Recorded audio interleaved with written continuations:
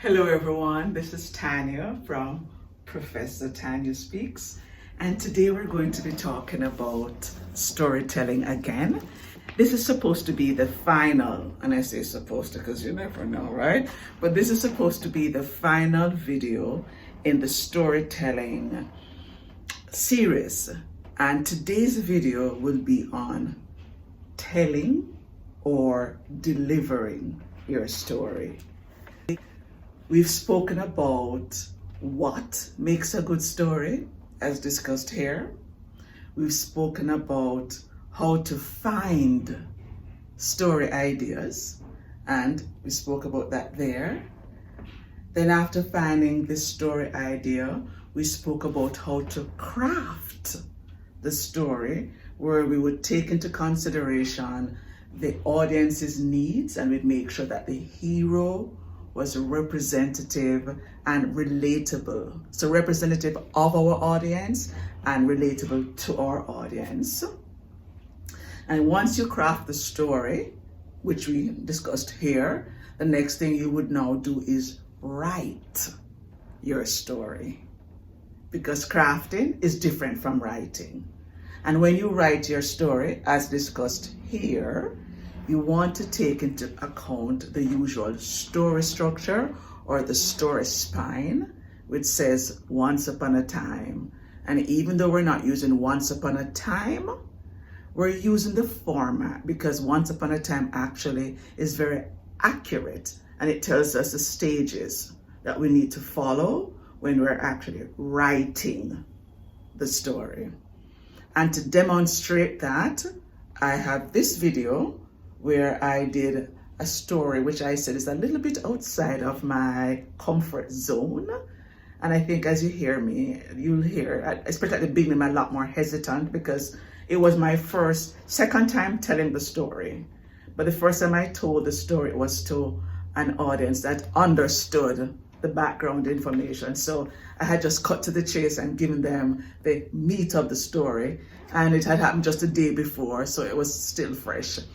This happened about 13 years ago. So it's the first time that I'm actually telling it. So it was a little bit, it wasn't, I'm not gonna say it's as bad, but it's not my best. So, but I had a bit of a deadline because my students needed it like in a day. So I thought it was a fair attempt anyway. But now in today's video, we're now going to talk about the actual delivery. And these points are also relevant for you if you're doing a speech. Whether it's a speech or it's a story on its own or a story that leads to a speech, these points will be really relevant. So let's begin with something you need to know. Once you speak, words are 15% of what people hear. Let me repeat. Once you speak, words are 15% of what people hear. That's because actions speak much louder than words. So when you say to someone, "I'm not mad, I'm not mad," they're like, "Oh yes you are."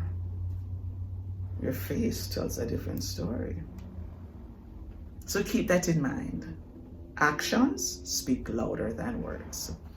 Now let's talk about what it is that people see and what it is you can do when you're delivering your speech or your story so that you get the best response and that you can have the best impact, and so that if you need, you will also have the influence that you're looking for.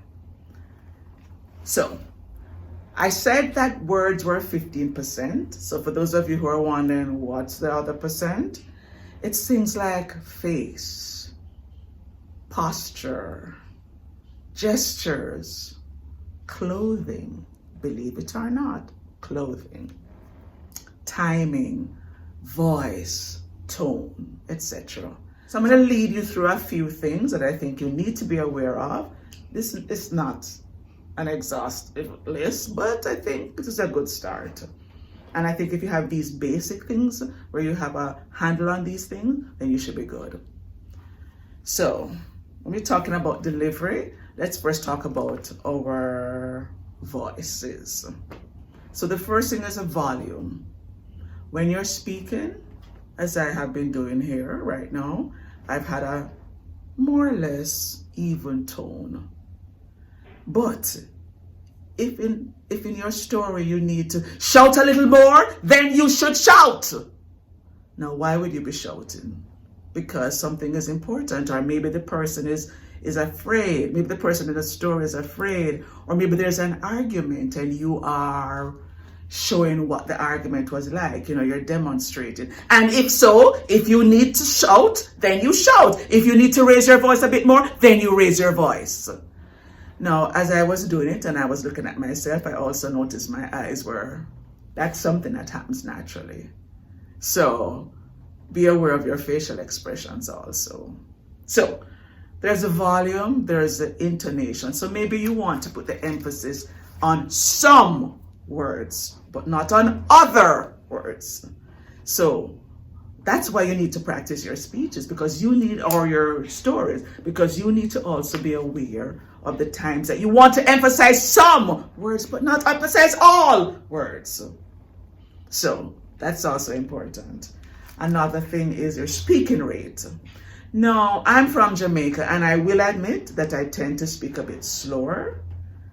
And that's something I'm still working on, because it happens when I'm telling a story, I go fast. When I'm talking on a one-on-one, sometimes I go slowly. I tend to not have a usual rate. But you want to make sure that if you are a fast talker, and I don't mean that you're a smooth talker where you are deceptive. I mean, if you're a fast talker in general, and if people are always telling you to slow down, then if you're going to tell a story, you want to have that in mind so that you moderate your speed. But sometimes in a story, you may have to speed up, because maybe this is the part where the mystery is about to occur, and maybe it's the time when the murder is about to happen, and then you want to go fast at that time. And then sometimes you want to draw back and allow for the pregnant pause, because you want the impact. You want to pull the listener in. And a lot of times when you go softer, they have a natural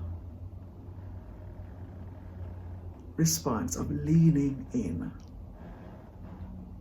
So when you after you've written your story, you want to make these little annotations on your script so that you will remember until it becomes natural. These annotations will help you to remember where to do your pauses and where to do different things. Now, you remember in this speech, I was talking about failure, and I really did it. I intentionally slowed it down because I wanted people to think. And I especially wanted people in my age group to think about their failure. And most times when that type of failure is no longer a part of our lives, we tend to forget. It's very easy to forget those days, the good old days. So I wanted to emphasize, at 19, I didn't feel I was good enough. At 19, I had failed. Not one, not two, but 3 years. Pause. 2, 3. Remember in this video I told you that until you get accustomed to pausing, it's okay to count yourself down. Pause. 2, 3. And why? 2, 3. Because 2, 3. You need it. 2, 3. So until you get in the habit of pausing, count yourself down. But please pause, because it has an amazing impact on the audience. So we call those strategic pauses. Some people say pregnant, because as if you're about to give birth. Yeah, but it's strategic. You don't want to just wing it and just throw it in somewhere, unless you are a storyteller. And I will say that I tend to naturally pause for impact, so I no longer write it down. So I'm not saying you have to, but until it's natural, then you want to pause strategically and make a note of where you want to pause. So we spoke about the voice, and I want you to keep in mind that you must vary your voice. Sometimes you want to just say something very quietly because you don't want it to be loud. And then you may choose to raise your voice a little bit after that because you want a different effect. And then you may even go louder for another effect. So be sure to vary the volume and the rate, because sometimes going slowly is necessary. But sometimes you have to speed it up because time is of the essence, and you need the audience to realize something important is about to happen, and you want them to feel that energy. So remember, vary the voice. We call that vocal variety. So we spoke about the volume. So I think I've told you everything that I can tell you right now about the voice. Once you do those once you make sure that you have those variations, you should be good. Now another thing now we've spoken about the voice, now let's just talk about the body. And there are a lot of things, I believe, nonverbal communication. So let's talk about a few obvious ones. Eye contact. As much as you can, look at your audience. Now we're all online, and because of COVID. But even if there were no COVID, if you were in front of your audience, you'd want to look at your audience members, and you'd want to look around, not just on one person, because one person is creepy, right? So you would want to look and look and look. But you don't want to be doing this like some crazy person, like, oh my God, why is she doing all of that? You want to slowly look, and then you want to move on. And then if you want to, you can move a bit. And I always tell students, my public speaking students, do not pace. Sometimes people do that and you think, oh, whoa, I can't keep up with you. So movement is good, but not too much movement. Not the kind of movement. And for those of you who are wondering about the creak, we have floorboards in here and they're a little old. So you hear the creak. And sorry about that, guys. So you can move, and you should move, but don't move too much. Which brings me to this point. Tape yourselves before. If you ever have to give a live, if life ever goes back to that, but if you ever have to give a live presentation, tape yourself before.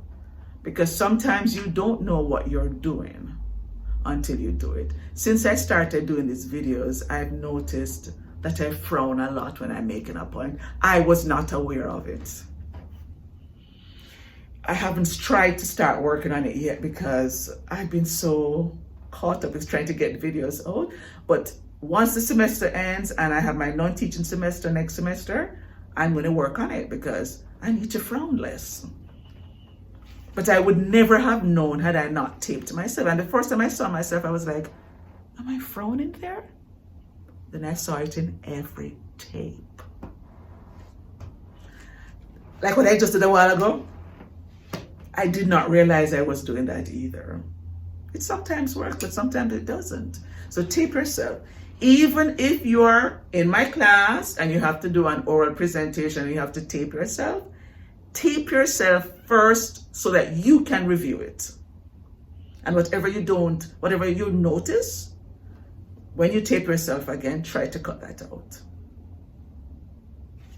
How else are you going to know?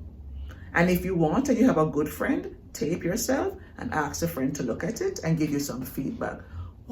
Say to the person, what am I doing that could be distracting? What am I doing that does not seem to be working? But ask, because you need to know. So that's when I say to you that clinking was distracting. You don't have to say, what clinking? You say, yeah, I know. I keep clicking. We have these different habits and we're not even aware of them sometimes. But tape yourself, and that will help you to be aware, to be more aware of what you're doing and what you're not doing. So eye contact, that was about eye contact. Well, it was supposed to be. Eye contact. So now that you're doing it live, look. Now, I actually heard that you're supposed to look into the camera, which means I would be doing what I'm doing now. But I find that very unnatural. So I look at myself. You at least need to be looking at yourself. Now, even though you are not face to face, look at the screen, because that is like looking into the eyes of your audience members. And that's why you need to know your speech or your story, because if you don't, you're going to be doing a lot of this. And when you do this, you shut off eye contact, you put a barrier between you and your audience, and people get bored with this. Not only that, but if you keep doing that, then you're giving the impression of reading, and most people think, well, if you're going to read, just give it to me. Let me do the reading. Now, I don't know what I looked like, but I'm sure that while I was reading, it didn't feel good. Now, some of you try to be slick and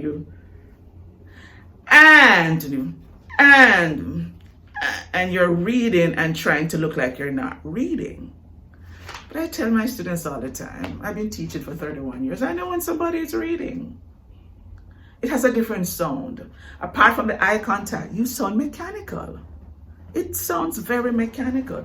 There is a difference between talking like this, where you're talking and you're, and there's a difference between that. And so every day I would go, and when I would go, I would say, and then I would tell her, but she said to me, I'm sorry, let me start again. Oh, and that always happens, because when you're reading it and you're under that stress, you are bound to miss a word.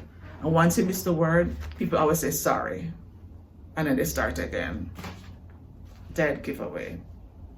You have to know the material.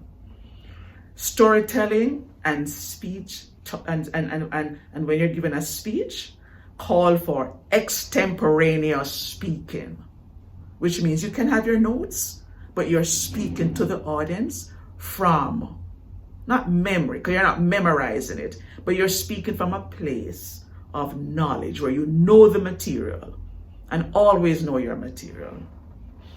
I've told some of these stories online, and I haven't had to read or anything, because I've known the stories all my life.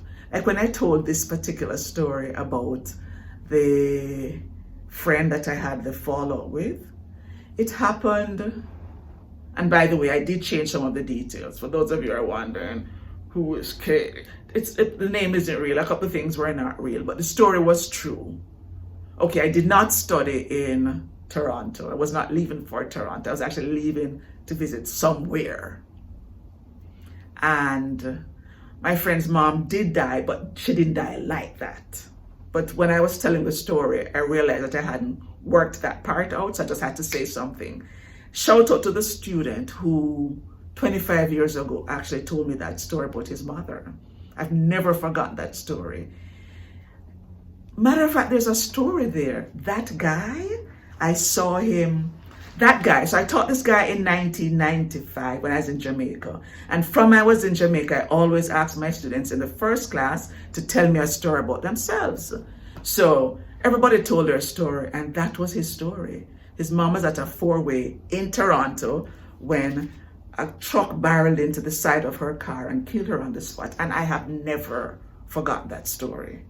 1995, when I taught at the University of the West Indies in Jamaica. So in 2000, I come to Toronto to get landed. My family and I are in Toronto to get landed. And we're by the baggage claim area when I hear, Mrs. Hay? And I turn around because who calls me Mrs. Hay, right?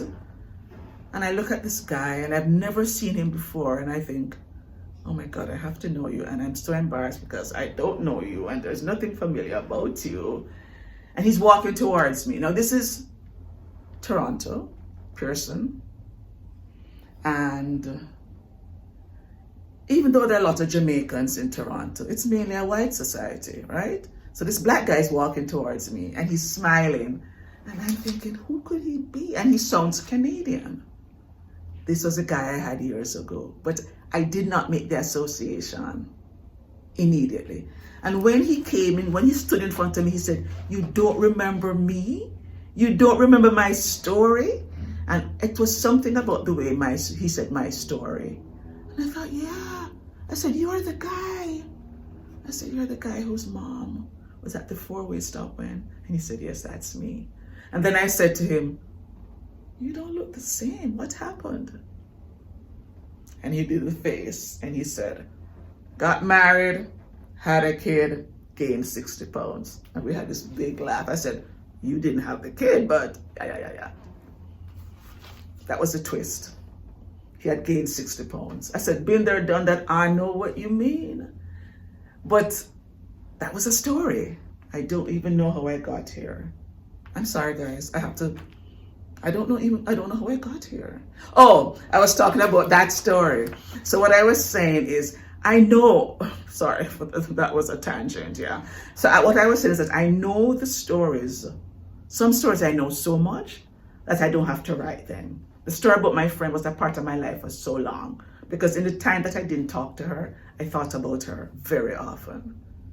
And when we finally made up, it was a story that I kept in my heart, really. But some stories are harder to tell. And some stories are harder to tell because of the emotion behind it. And some are harder because it's a harder story, like this one.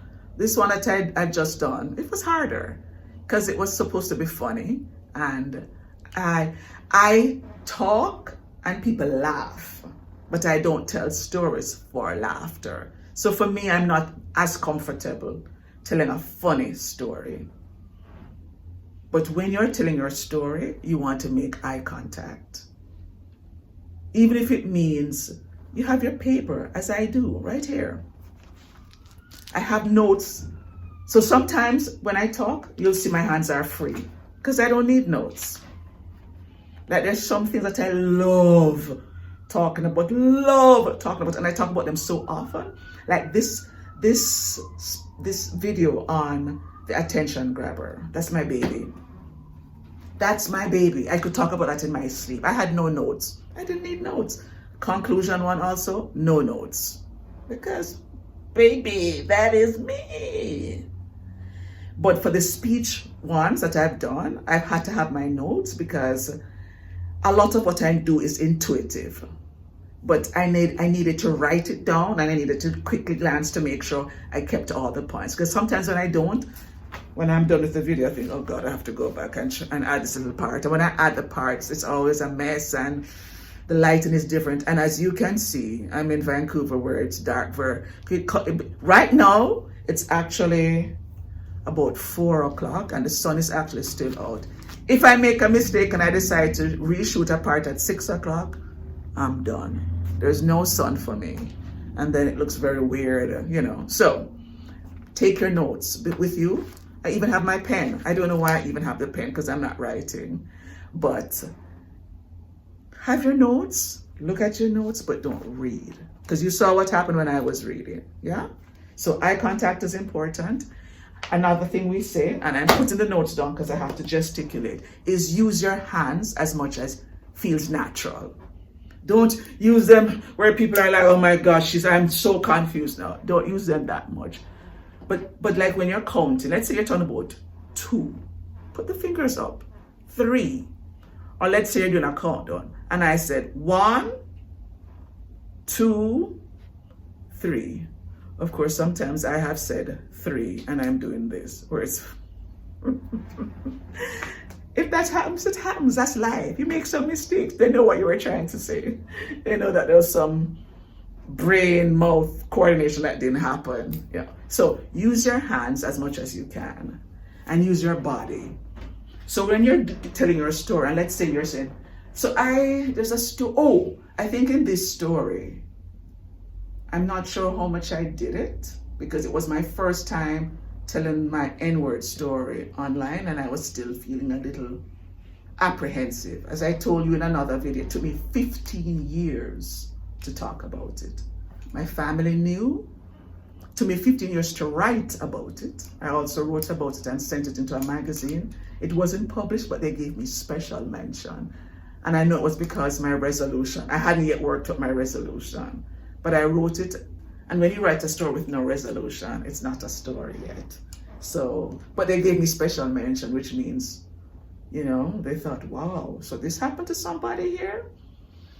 Anyway, when I told that story once, the first time I told that story, I think I may have done it again. I said, and I was running. Body language. Rather than saying, and I was running, and I ran. But show your audience. And as I ran up the hill, you're demonstrating. So as much as you can, use your body to demonstrate. Don't overuse it, but work at using as much as you need for emphasis and for understanding. So, eye contact, we spoke about that. Gestures, make sure they feel natural. And the last thing is facial expression. If you are happy, look happy. If it's something that you're talking about that is happy, look happy. Don't be talking about something happy and look sad. And I was so happy when it happened. Really? You were happy? And you look like that? Okay, so what I'm doing here? It's incredulity. Really? So I was saying it and I did it naturally. I didn't plan for that. But that's how you are. So use it in your stories. If somebody says something that you don't believe, you're like, really? Okay. You do that naturally. Do it when you tell your story. Somebody says something and you are surprised. Are you kidding me? Do that when you tell your story. Somebody says something and you want to think about it. You say, let me see. I just put my hands in my pocket. You can't see that.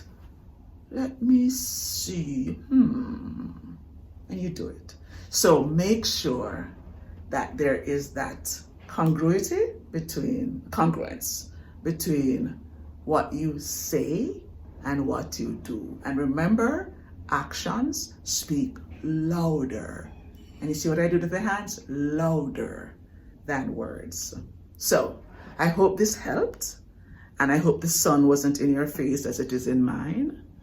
And as you prepare those stories, make sure, those stories and those speeches, make sure that your body language speaks, and make sure that the body language is, that it correlates to what you say. So I hope that helps, and I hope that I've given you some additional ideas. And I suspect this is the last time I'm going to be talking about storytelling for now. So please watch all of these videos, and in particular look at this one where I try to demonstrate everything in one area, one story. And I hope this will help you with your storytelling techniques. I hope you will grow more. I hope that as of now, you will hear stories and think, okay, no, that's not working. I didn't hear the challenge. No, there's no conflict there. That conflict is too short. There needs to be more of a struggle. So what? I don't see the setting. I don't hear anything about the setting here. Oh no, that's not gonna work. I want you to get to the point now where when you hear a story, you can identify the parts and you can tell it's a good story. And if it's not, you can say what makes what is missing, because this video first already told you what makes a good story, so now you know. So when you do your stories and when you listen to other people's stories, you will be able to say, no, that's a story. And you will find that you'll begin to realize that a lot of times people say story and it's not a real story. It's just a retelling of events. You'll be able to help your friends now to shape their events into stories. And pretty soon, you'll be their go-to storyteller. So guys, I hope you benefited from this series, and I really hope it helped you. Until I see you in the next video, keep writing those stories and rock your storytelling skills. Talk to you soon. Bye for now.